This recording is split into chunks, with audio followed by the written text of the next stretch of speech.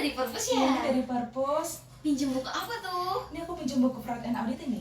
Ih, ngomong-ngomong soal fraud, kamu tahu nggak sih berita yang lagi viral itu? Berita apa? Ini loh. Sepintar-pintarnya bangkai ditutupi, baunya akan tercium juga. Sepandai-pandainya kecurangan ditutupi, kasusnya akan terungkap juga. Assalamualaikum warahmatullahi wabarakatuh. Salam sejahtera bagi kita semua.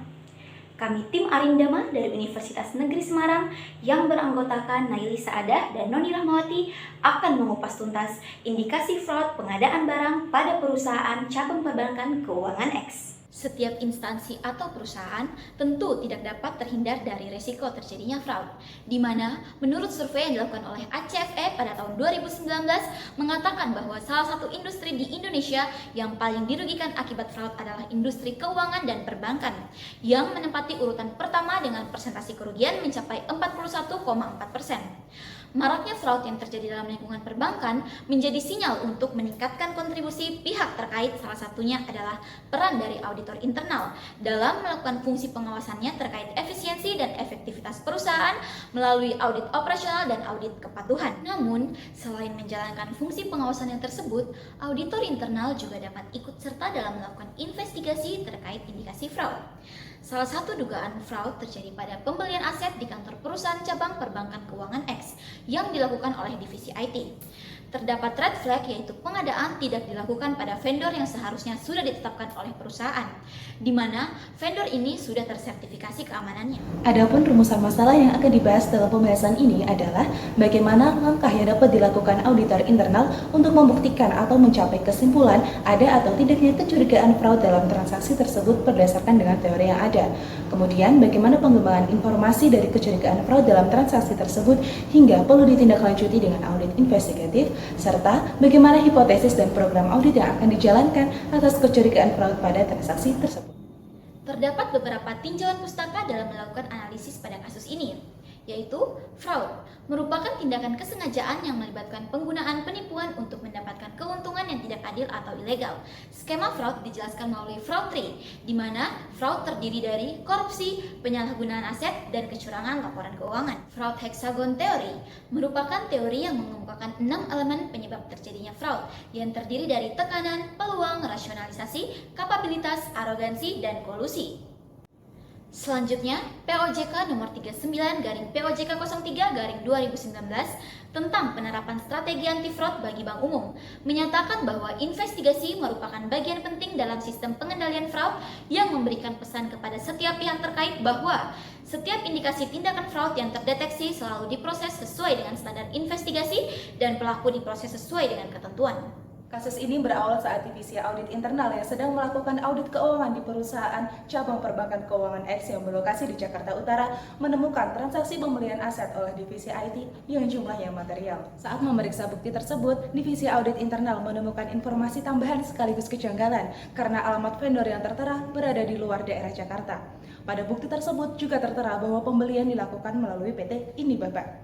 Padahal, pedoman pengadaan barang di perusahaan menyebutkan bahwa pembelian aset yang berkaitan dengan keamanan data nasabah harus dibeli dari PT Indibaba, yang mana telah tersertifikasi keamanannya hanya memiliki distributor utama di wilayah ibu kota Jakarta Pusat dan tidak memiliki distributor di daerah lain. Karena itu, divisi audit internal menduga terjadi indikasi fraud karena terdapat pembelian aset yang menyimpang dari pedoman pengadaan barang yang berlaku di perusahaan. Kemudian, untuk menganalisis kecurigaan tersebut secara lebih lanjut, kami mengembangkan perspektif fraud hexagon. Pertama, tekanan, di mana divisi IT diduga mengalami tekanan finansial dan tekanan dari atasan untuk melakukan tindakan fraud. Kedua, peluang, di mana kelemahan dalam SOP dan pengendalian internal perusahaan memberikan kesempatan bagi pelaku untuk melakukan transaksi yang tidak sah. Ketiga, rasionalisasi. Divisi IT merasa bahwa tindakannya adalah hal yang wajar, serta merasa berhak atas imbalan lebih atas kontribusi dan kinerja. Keempat, kapabilitas. Pihak terlibat memiliki pengetahuan dan dapat melakukan kecurangan melalui pengadaan barang. Yang kelima, arogansi. Divisi IT yang familiar dengan prosedur perusahaan diduga merasa dapat terhindar dari deteksi maupun sanksi.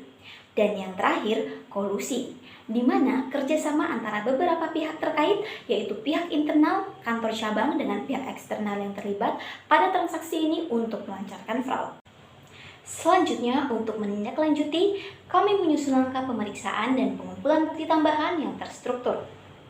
Tahapan ini meliputi audit operasional, audit kepatuhan, pemeriksaan keberadaan aset, penelusuran terhadap vendor terkait, serta keterbukaan dan tindak lanjut terhadap laporan dan aduan, baik dari internal maupun eksternal perusahaan.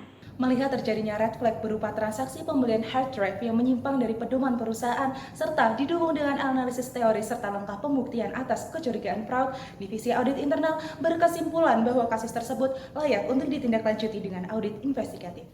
Pelaksanaan audit investigasi ini didasarkan pada Global Internal Audit Standards yang diterbitkan oleh The Institute of Internal Auditors, di mana audit investigasi perlu dilakukan oleh internal audit apabila terjadi perbedaan antara kriteria dengan kondisi yang ada yang memerlukan evaluasi serta tindak lanjut. Pada hal ini, kriteria yang berlaku adalah pembelian barang yang harus dilakukan melalui PT Itubaba, sedangkan kondisi yang terjadi adalah pembelian yang dilakukan melalui PT Inibaba. Terdapat dua kemungkinan jenis fraud yang terjadi, yaitu corruption dengan skema conflict of interest dan misappropriation asset dengan skema shell company. Dugaan korupsi ditandai dengan adanya pemanfaatan jabatan dan akses untuk mencapai kepentingan pribadi. Mengingat pengadaan barang di perusahaan tentunya tidak dapat dilakukan oleh sembarang orang. Selanjutnya, dugaan shell company ditandai dengan sulitnya ditemukan informasi mendetail mengenai vendor PT Inibaba. Besar dugaan bahwa perusahaan hanya dijadikan sebagai perlindungan bagi para pelaku dengan memanfaatkan legalitas perusahaan saja.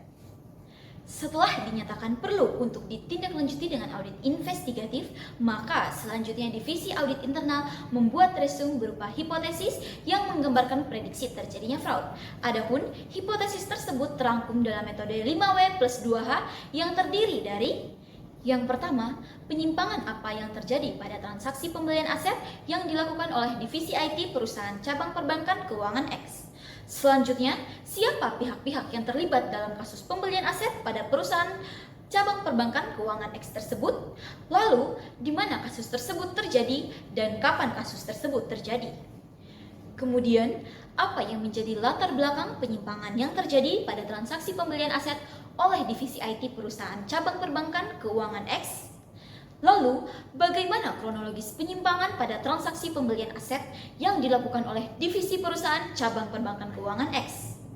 Dan yang terakhir, berapa jumlah kerugian yang diakibatkan dari adanya penyimpangan yang terjadi pada transaksi pembelian aset yang dilakukan oleh Divisi IT Perusahaan Cabang Perbankan Keuangan X?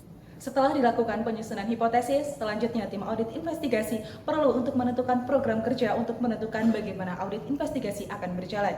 Program audit memuat informasi mengenai rencana detail teknik, aktivitas, tujuan, pelaksana, pihak yang terlibat, serta tanggal audit investigasi yang akan dilakukan. Program audit dimulai dari tahap perencanaan, yang dimulai dari diterbitkannya surat tugas, pernyataan independensi, komunikasi tim untuk membangun kesepahaman, hingga persiapan logistik dan anggaran. Adapun tujuan dari tahap perencanaan ini adalah untuk menyusun rencana penugasan, menetapkan sasaran, ruang lingkup, dan alokasi sumber daya yang dibutuhkan dalam menjalankan audit investigasi. Selanjutnya, yaitu tahap pelaksanaan yang dilakukan melalui beberapa tahapan. Di antaranya adalah pemeriksaan pengendalian internal, pemeriksaan fisik aset tetap, konfirmasi, wawancara dan integrasi, tracing, evaluasi bukti, penyusunan kertas kerja, sampai dengan menguji hipotesis. Tujuan dari tahap pelaksanaan ini yaitu untuk mengumpulkan bukti, mengevaluasi bukti, mendokumentasikan bukti tersebut dalam kertas kerja, serta memperoleh jawaban atas hipotesis yang telah disusun. Tahapan ini melibatkan banyak pihak yang terlibat dalam proses pengadaan barang, termasuk dari pihak internal, diantaranya adalah staf divisi IT, kasir pengeluaran, staf divisi accounting, hingga kepala cabang. Dibutuhkan pula informasi dari pihak eksternal, yaitu PT Itubaba melalui konfirmasi. Dan tahap terakhir adalah tahap pelaporan yang berisi diskusi tim audit investigasi serta penyusunan draft laporan. Adapun tujuan dari tahap ini yaitu mengumpulkan pandangan serta mencapai kesepahaman terkait hasil dari audit investigasi. Demikian analisis kecurigaan fraud atas pembelian aset oleh Divisi IT pada perusahaan cabang perbankan keuangan X. Jalan-jalan ke Kota Batu. Wassalamualaikum warahmatullahi wabarakatuh.